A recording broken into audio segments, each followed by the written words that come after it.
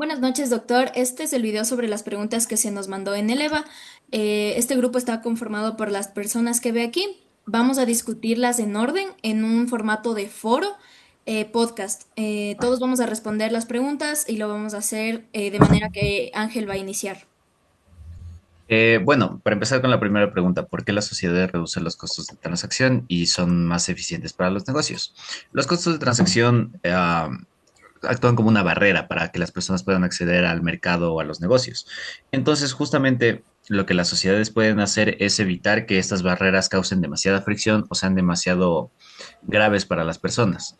Pienso que el punto inicial es justamente que las sociedades tienen una persona jurídica y esta persona jurídica ah, tiene un patrimonio separado y responde legalmente de forma separada a sus miembros, a sus socios o accionistas. Esto es muy importante debido a que las personas que conforman la sociedad deciden cuánto patrimonio van a invertir en ella y si es que hacen todo dentro del marco de la ley, sin abusos, sin ilicitudes, van a responder económicamente solo con el patrimonio de la sociedad y no con el suyo propio, que no hayan querido meter. Igualmente, recordemos que los costos de transacción se conforman de tres puntos, que son los costos de información, de ejecución y de monitoreo. Con respecto a la información, las sociedades son mucho mejores, porque ya no es una cuestión de tener que investigar a cada persona, a cada que es miembro de la sociedad uno por uno y investigar sus antecedentes, investigar todo lo que tenga que ver con ellos y con su información económica, sino que directamente vas y buscas la información pública que está registrada por la Superintendencia de Compañías y ya sabes el patrimonio de la sociedad, sus accionistas, sus socios, su razón social, y todos estos elementos que son muy importantes. Igualmente, tú puedes, si es que hay un incumplimiento, demandar directamente a la sociedad, a la compañía, y no a cada persona involucrada y cada persona que haya metido plata o tomado decisiones. Y eso es mucho más fácil para recortar los costos de monitoreo también. Sí, realmente sí estoy de acuerdo con lo que comentas, Ángel. Si bien es cierto, las sociedades mercantiles actúan como un mecanismo para minimizar los costos de transacción. Por ejemplo, estos son los costos de búsqueda, costos de negociación y ejecución de los contratos. ¿Cuál es el objeto como tal que busca una sociedad? Contratar a una sola empresa que mantenga varias actividades y realice. Es decir, ya no va a tener unos contratos individuales con varias empresas, sino con una sola empresa que cumpla con ciertas disposiciones o diligencias. No sé, chicos, si ustedes como tal tienen conocimiento o han escuchado acerca de la teoría de Coase. Si es así, sí. Bueno, les voy a dar a conocer un poquito y esto quiere decir que agrupa varios recursos en una estructura como tal societaria y como les comentaba, el objeto como tal es mantener un contrato con una sola empresa que realice varias actividades y diligencias como tal. Y esto busca unas decisiones más que sean centralizadas y que sea eficiente. Y lo cual reduce como tal incertidumbre empresarial, porque ya no se van a dedicar a hacer varias diligencias, sino ya va a estar encargada una sola persona. Yo creo que hasta ahora, la verdad, sus intervenciones han sido súper retroalimentantes y yo creo que me voy a limitar a decir básicamente dos cosas. Hasta ahora, creo que ya tenemos muy claro que los costos de transacción se refiere a a lo que te puede costar ciertas cosas, ¿no? Válgame la redundancia. Y me quiero limitar simplemente ahora a dar un ejemplo que estaría situado en cuanto a la simplificación contractual. ¿A qué me refiero? Imaginemos una empresa de 50 socios que quieren comprar un inmueble. Sin la persona jurídica, y esto también hablando en cuanto a la segunda pregunta un poco, el vendedor tendría que negociar y firmar con cada uno de los 50 individuos. La personalidad jurídica permite que terceros contraten con un solo ente, reduciendo drásticamente los costos de negociación y formalización. Y con esto también creo que doy un hincapié a iniciar la segunda pregunta, que específicamente dice qué significa reducir costos de transacción a través de una persona jurídica. Y con esto creo que se relaciona evidentemente las dos primeras preguntas, ya que la primera se centra un poco más en a qué se refiere exactamente los costos de transacción y la segunda a cómo lo podemos relacionar a la persona jurídica. Entonces yo creo que con este ejemplo nos queda un poco claro el fin de esto, pero no sé, tal vez Ángel, si tú tienes algo un poco más específico que decir sobre esto. No, yo estoy de acuerdo. Pienso que muchas de las cosas que dijimos justamente ya entran en la segunda pregunta de qué forma las personas jurídicas reducen los costos de transacción.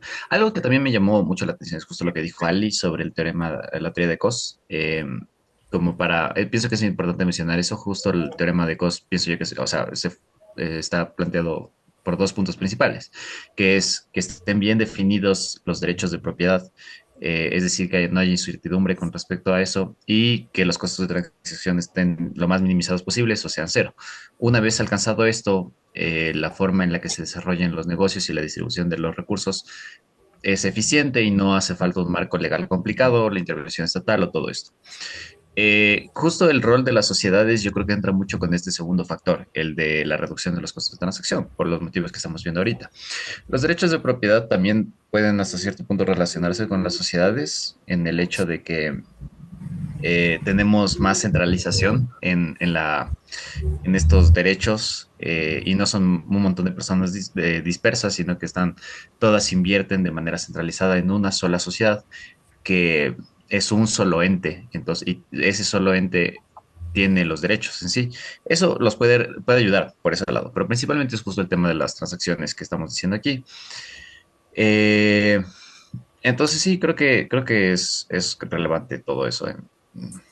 ¿Por qué? ¿Cuál es el rol de las personas jurídicas y de las sociedades en los costos de transacción? Sí, chicos, sí, si bien es cierto, también la persona jurídica como tal es una persona ficticia que es creada por el ser humano y cuál es su objeto como tal. Es realizar una cierta actividad dirigida a un sector específico. Y la persona jurídica, es decir, la empresa o la compañía siempre va a estar representada por un gerente y en estas también van a encontrarse varios socios o accionistas. ¿Cuál es el objeto como tal? Que tanto los socios y como los accionistas van a tener su patrimonio separado, dividido, se podría decir, o a distanciado del mismo patrimonio de la empresa. ¿Por qué razón?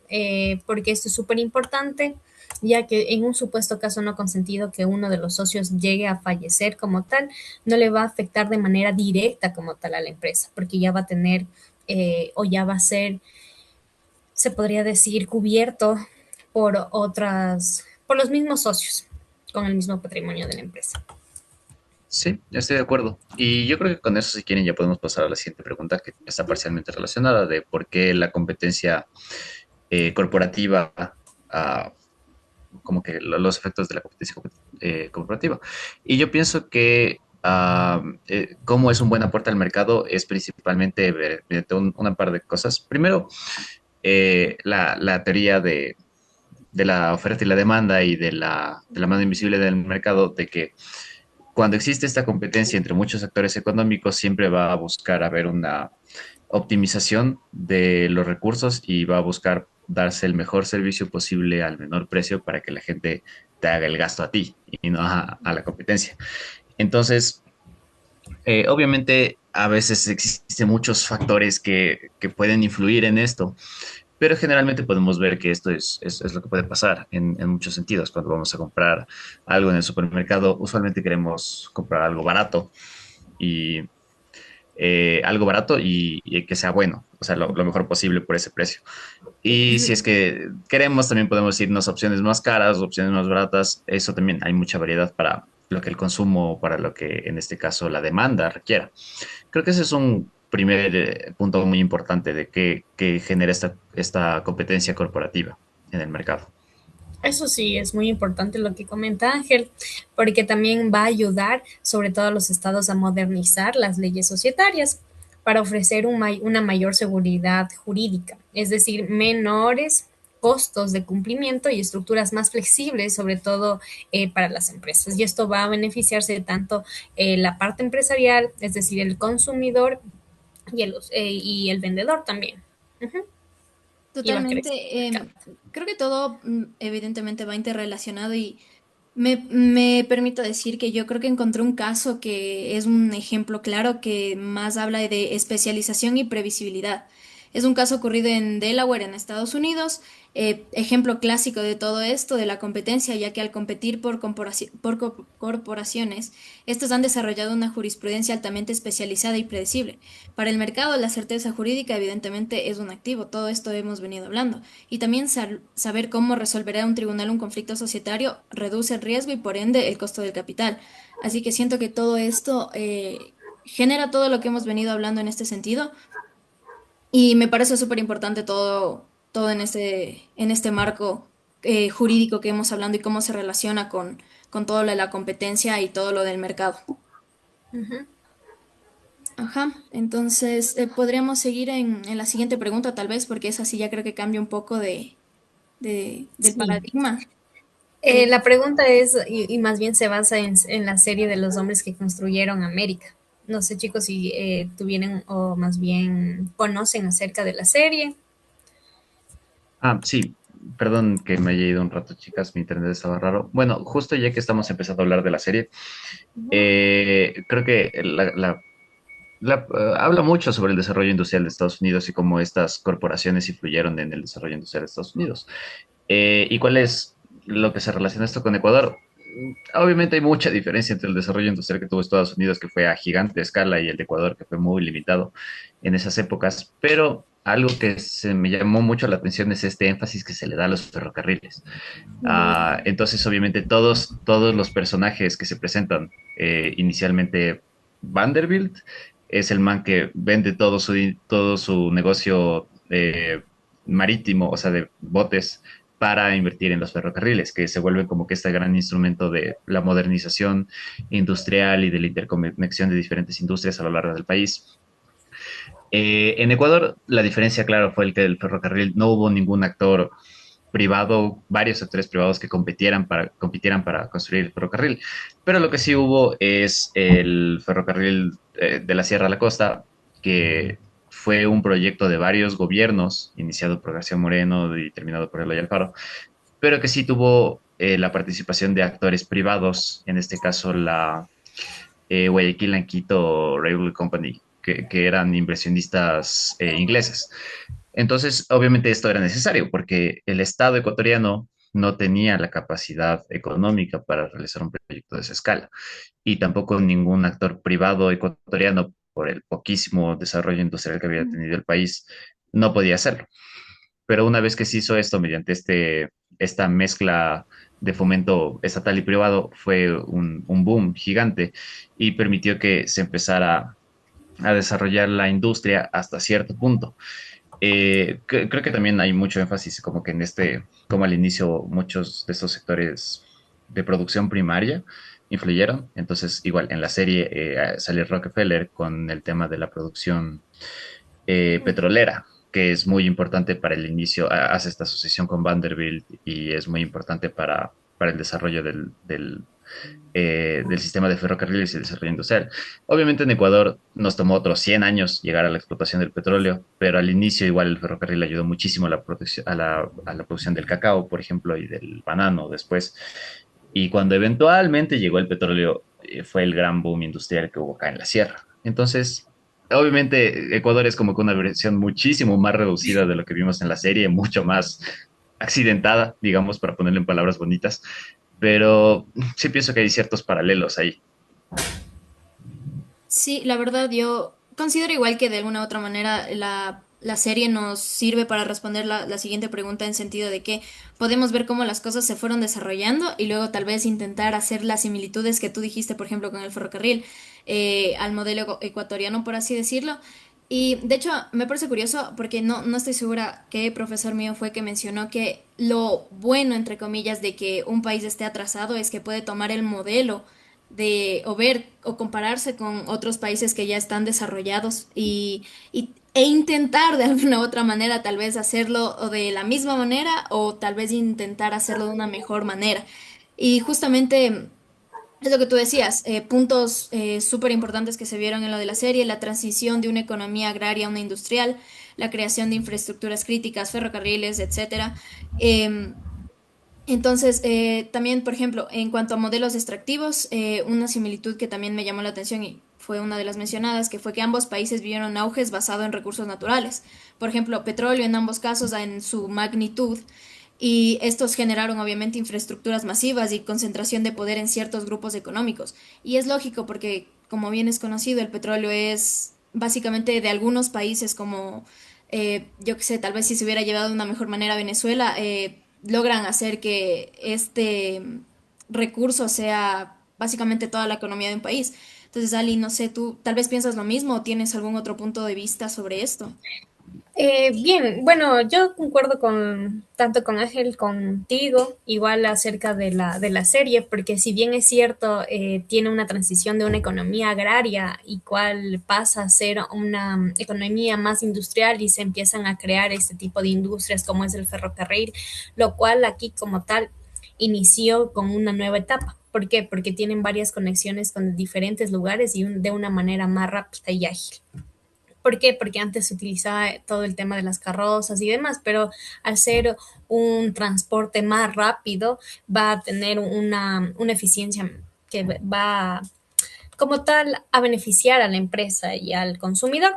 Pero sí, lo que tal vez no estoy muy de acuerdo es que al ser un país que no está tan desarrollado, no podemos tampoco nosotros tener el mismo modelo. ¿Por qué razón? Porque todas las sociedades son diferentes y van actualizándose y no todas tienen los mismos problemas de un cierto territorio, porque todos los territorios son diferentes y por ende tienen distintos problemas y distintos factores. Entonces no podríamos como tal nosotros copiar un modelo que sí le está funcionando quizá a un país y que quizá nos podría funcionar a nosotros. Más bien nosotros deberíamos hacer un análisis profundo y ver si realmente este modelo nos va a perjudicar o nos va a beneficiar. Y si es así, pues obtener o extraer cuáles son los objetivos claros de este modelo para nosotros aplicarlo en nuestro territorio. Eso, chicos. Claro, sí, estoy de acuerdo con lo último que dijo Ali, de hecho de que no necesariamente es un modelo que se pueda replicar de la misma forma. Y también creo que es importante pensar si es un modelo que se quiere replicar tal como se Ujú. presentó en la serie. Porque, y ya entrando a las siguientes dos preguntas que pienso que se pueden contestar un poco juntas, si existe concentración económica en el Ecuador y la conducta que tuvieron específicamente Rockefeller y Vanderbilt, ¿por qué hago esta comparación entre las preguntas? Porque justamente yo pienso que mucho de esta actitud corporativa o actitud de dirección que tuvieron Rockefeller y Vanderbilt se centró en la concentración económica y en la concentración del poder económico y del poder mercantil que tenían. Entonces, en Ecuador, por ejemplo, obviamente existe bastante concentración. Ahorita es gran parte en el Estado, ya que mencionamos a Rockefeller, que era el gran varón del petróleo. Ahorita el gran varón del petróleo es Petroecuador. Eh, entonces es diferente, evidentemente, porque no es una empresa privada que controle la gran mayor parte del sector, sino algo que constitucionalmente y legalmente se le delega al Estado y que tiene una participación privada mucho más limitada. Pero ese es el modelo que hay ahorita en Ecuador, que es gran participación estatal. El Estado concentra una gran cantidad de las actividades económicas. Pero antes, de que había antes un sistema más parecido a esto, sí, sí lo había. Y eso, como vimos, obviamente puede traer gran desarrollo de la infraestructura, de la industria, de la economía, de la macroeconomía, pero también tiene muchísimos problemas. Por ejemplo, algo que dijimos, hablamos antes es el beneficio de la competencia real en el mercado. Pero cuando no hay controles de cierto punto, esto puede generar monopolios, oligopolios, como pasa en la serie. Ujú. Solo alguien como Rockefeller controlaba todo el petróleo del país. Y entre Vanderbilt y los otros se controlaban, si solo Carnegie controlaba como que el acero. Entonces eran poquísimas personas que controlaban sectores gigantes y a diferencia de que haya un control estatal, no existe esta idea de subvencionarlos o dirigirlos al beneficio público, sino que es simplemente para el desarrollo privado, para el desarrollo de Ujú. una fortuna privada. Entonces ahí pudimos ver en la serie como este caso eh, de elementos de infraestructura, de represas mal construidas, porque estaban enteramente en manos de privados que querían recortar precios, que causaron una inundación que causó muchísimas muertes. o como luego estos manes, Vanderbilt y Rockefeller, compraban toda la competición y al ser los únicos dueños del mercado ya podían hacer lo que quisieran con respecto Mm. a precios y todo eso. Entonces, no es un modelo muy bueno y obviamente en Ecuador sí tenemos mucha concentración similar a este tipo. Pienso que es diferente cuando es una concentración del Estado. Obviamente también corta la competencia y tiene todos los temas negativos que viene con cortar la competencia, pero no es como muchos otros sectores que hay en el Ecuador también, como por ejemplo el agrícola, que también es controlado por pocas empresas y ahí pueden ocurrir elementos malos. Entonces no sé qué opinan ustedes al respecto. Sí, totalmente de acuerdo contigo, Ángel. ¿Por qué razón? Porque en realidad se puede observar que ellos quieren abarcar o abarcaron más bien con todo el mercado y ellos pudieron poner o proponer más bien una cierta, un cierto producto, en este caso que fue el petróleo, y un precio. Entonces se ve más bien en la concentración y aquí en base al Ecuador como tal, gran parte de la parte económica como tal del petróleo lo abarca como tal el Estado. Entonces, que lo va a distribuir como para otras políticas públicas y demás, pero sí, siempre es diferente también. Ajá. Sí, tal vez como una conclusión ya para la última pregunta y un análisis crítico sobre justamente la conducta empresarial de Vanderbilt y Rockefeller sería que tal vez ambos demostraron una eficiencia operativa sin precedentes, pero su conducta planteó el dilema ético de si el fin, es decir, el progreso industrial y la reducción de precios, justifica los medios, que en este caso sería la destrucción de la competencia y control absoluto del mercado. Siendo así que también en este sentido sus legados obligaron al Estado a evolucionar de un sistema de laissez-faire absoluto a uno de regulación de competencia. Entonces creo que evidentemente cualquiera iba a pensar que tenía la razón y al final vemos lo que pasa, pero sus modelos me imagino que les resultaron a ellos los correctos, entonces creo que con esto la verdad no sé si tienen algo más que decir, pero creo que la verdad hemos abarcado muy bien los temas y el análisis que se ha dado con ejemplos y todo es bastante acertado. Sí, sí, estoy de acuerdo. Yo Eh, igual li- estoy de acuerdo. Listo, entonces ese sería nuestro video, doctor, y muchas gracias.